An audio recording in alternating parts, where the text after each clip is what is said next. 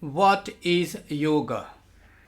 This discourse at Haifa, Israel, was given by our Gurudev Sri Sri Anandamurti ji. He says yoga has become a very popular word throughout the world. We should know what yoga is, or rather, what the spirit of yoga is. Human existence or human expressions are trifarious. Human beings have got a physical body and they have got physical problems and they have to be solved. Secondly, human beings have got an intellectual structure, a mind, a psychic body, and all their psychic problems must be solved. So there are so many knotty and complicated psychic problems. And when those psychic problems are not solved properly, people may become insane. There is a constant rise in cases of insanity throughout the world. This shows that the human problems, the psychic problems of human beings are not being properly solved. And there is the spiritual body of human beings, their spiritual life. The culminating point of all spiritual progress is Paramapurusha, the supreme entity, the supreme cosmological Lord. Now, what is yoga? We must have yoga in all the three strata of life. If there is yoga only in the spiritual stratum, there is no yoga in the psychic or physical stratum, what will happen? The very existence of human being will become unbalanced. Human equipoise will be lost. So we must have yoga, or rather yoga-oriented movement in each and every sphere of life. The crudest portion of human existence is the physical body. Now, what is this physical body? From human beings, there is the external physical body and there is the inner projection of the physical body in the mind. You see an elephant in the external physical world and you see the projection, that is the extra-internal projection of that elephant in your mind. But for the creating entity, for the causal matrix, there is no external world. So there is no physical world. For him, there is a psychic world and a spiritual world. But for human beings, there are three worlds: physical, psychic, and spiritual. So for us, our physical world is nothing but an ectoplasmic world of the Creator. While doing any work, while being engaged in any action, we should remember the fact that whatever we see, whatever we do, is within the ectoplasmic scope of the Creator. This will be our yoga in the physical sphere. Suppose there is a drop of water in an ocean. When the drop feels its unity with the ocean, the drop no longer remains as a drop. It becomes the ocean. But when it feels its separation from the ocean, it is nothing but a drop of water.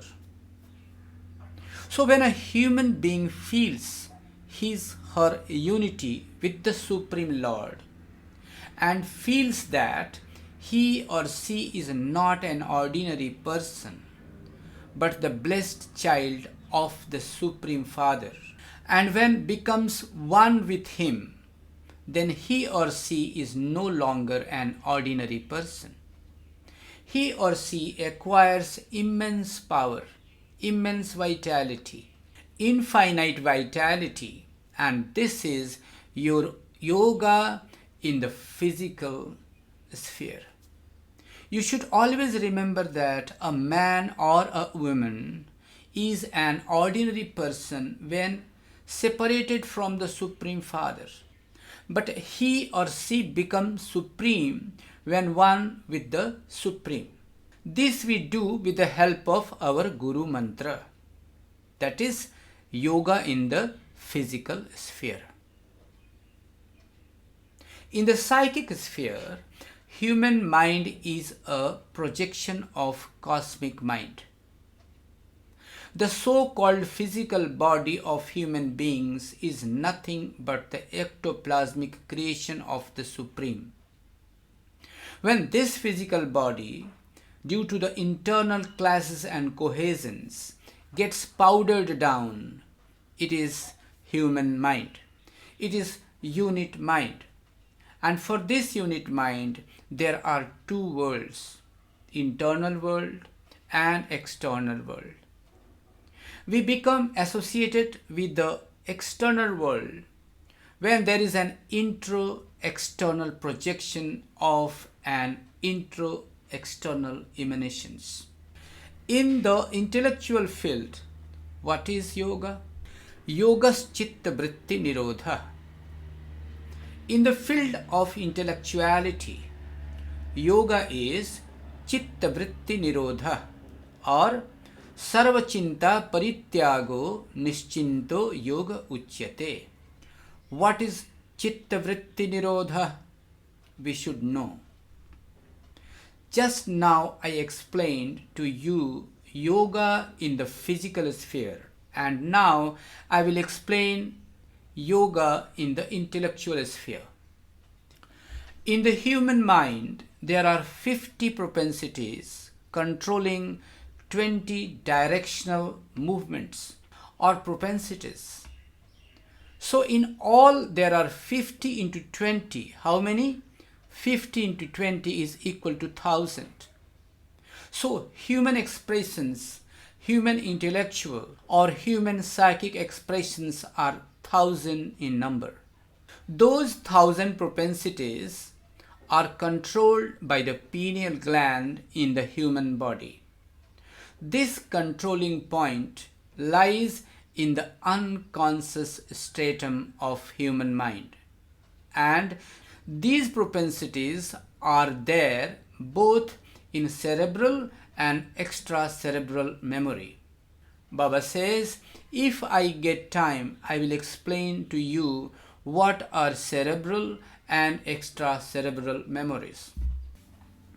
Now when one withdraws particular propensity or all the 1000 propensities and goads those collectively withdrawn propensities unto Parama Purusha, that is when all those withdrawn propensities and the collective force of those propensities are guided and goaded unto the Supreme Entity. It is yoga in the intellectual sphere. So yoga in the psychic sphere, it is called Jnana Yoga in Sanskrit, and the former one is called Karma Yoga in Sanskrit. So what is karma? Karma means action. What is action? Action means change of place. Suppose the boy was there. Now the boy has come here. There has been change of place. So it is an action or deed in English. D-double-E-D. What is intellectual? Intellectual means movement of ectoplasmic stuff. The third yoga is yoga. Samyogo yoga ityukto jivatma paramatmana. Yoga in the spiritual sphere is unification of the unit entity with the cosmic entity. There is Mr. X, there is Mr. Y, there are Mr. A, B, C, so many units. And when these unit becomes one with the Supreme, it is yoga. But in Sanskrit language, Sanskrit is a language about 15,000 years old, and it is no longer a spoken language. In Sanskrit, each and every word is created from a root verb. That is, there was a verb, and from that verb a noun was created. An adjective was created. So wherever there is any word, there is a root verb or rudimental verb or controlling verb. For doing, the Sanskrit is kr, kr, kr, kr. And from that kr or kr, the noun karma was created. Karma means action. Just now I told you about karma yoga. Similarly, in Sanskrit, jnana is a root verb. Jina, jnana. Jina. From jina, the noun form is jnana, which means subjectivization of objectivity. In modern English, the verb is know, know. Although there is no pronunciation of K because K is mute, K is silent. The original Sanskrit term was jina, Jina. That is why intellectual yoga is called Jnana Yoga, about which I told you just now. The last one is Bhakti Yoga, that is the unification of unit with the Supreme. In Sanskrit, the word yoga has got two root verbs. One root verb is yuj and another root verb is yunj, Y-U-N-G.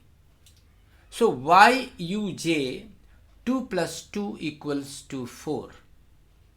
3 plus 3 is equal to 6. It is also yoga. But this yoga is derived from the term yuj, Y-U-J. It means to add. There is another root verb of the word yoga, and that root verb is yunj, Y-U-N-J. The root verb is yunj, not yuj.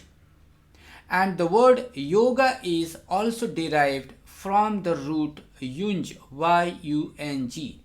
Here, yunj verb means to unify, not to add but to unify. Yuj means to add and yunj means to unify. Suppose there is a sugar and there is a water. Sugar will unify with water. You won't find sugar in a separate form after this unification. Adding 2 mangoes with 2 mangoes will be 4 mangoes. 1 mango, 2 mangoes, 3 mangoes, 4 mangoes. 4 items or 4 mangoes. But in case of yunj, it is like sugar and water. After unification, will you get sugar in separate form? It will be one with water. It is unification. In case of yoga, in the spiritual sphere, it comes from the root verb yunj, Y-U-N-G, and not a yuj, Y-U-J. Here yoga means unification. When unit consciousness, unit spirit, unit cognitive principles become one with the Supreme One, with Paramapurusha, the unit no longer exists. It becomes one with the Supreme. The little boy A or a little girl B will become Paramapurusha. This is unification. This is yoga. For each and every human being, there are two eyes. The name of a man, say, is Solomon. Then that means the name of his little eye. And the name of his big eye is Paramapurusha, the supreme entity. Suppose the name of a little eye is Joseph, Mr. Joseph, but the name of his big eye is Paramapurusha. That is, big eye for all created being is the same, but the little eye varies. So many bodies have so many names. So these names are names of little eyes, but the big eye is one and indivisible for the entire universe. There is one big eye. One is for one Paramapurusha, one Paramapita. What is yoga in the spiritual level? It is to become one with Paramapurusha. When you become one with Paramapurusha, you are getting everything, but you are losing nothing. You are losing the name of your little eye and nothing else. And in return, you are getting the supreme eye, the big eye. This is yoga in the spiritual sphere. Some people think that yoga means a particular exercise. No. Yoga does not mean exercise. Yoga means unification. It is the supreme definition of yoga.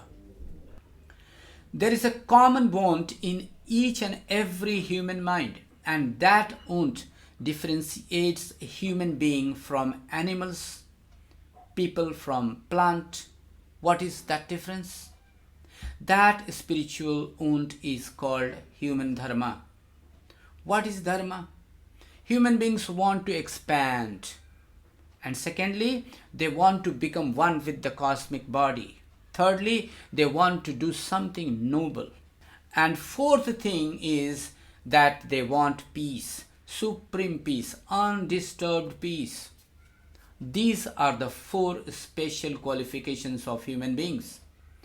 Collectively, you may say it is human mode. So yoga is the path of progress, the path of development for each and every human being. Nobody can keep himself or herself away or aloof from that track of yoga.